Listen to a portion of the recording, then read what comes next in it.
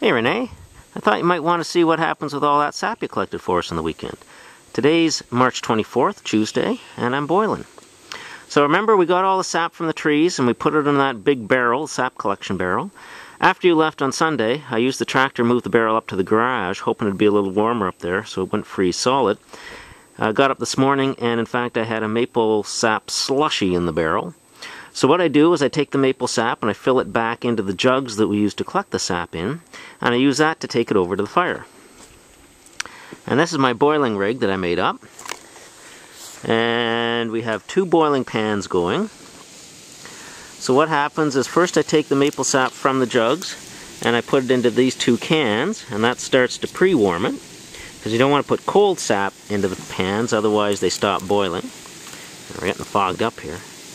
So after that, after it's pre-warmed, then I put it into this can, and you might see there's a little hole in the bottom with the sap sort of dribbling out, because again, we don't want to put it too fast into the pan. So once it's boiling in this pan, then I'll take the boiling sap and put it back into this pan, which is my main syrup maker.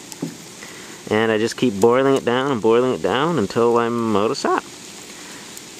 And that's sort of how we make maple syrup with the sap that you helped us collect. Okay, Renee, so we're getting down to the end here. I lit the fire just before 9 o'clock this morning. It's now about 20 after 5 in the evening. And that whole big barrel of sap has been reduced to this little pot.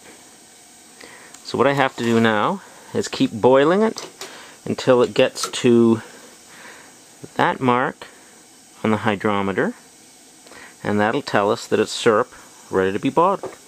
So I'm going to get it down close outside here on this little propane boiler, and then we're going to take it inside in the stove and finish it off after Kathy gets home. So that's how you make maple syrup.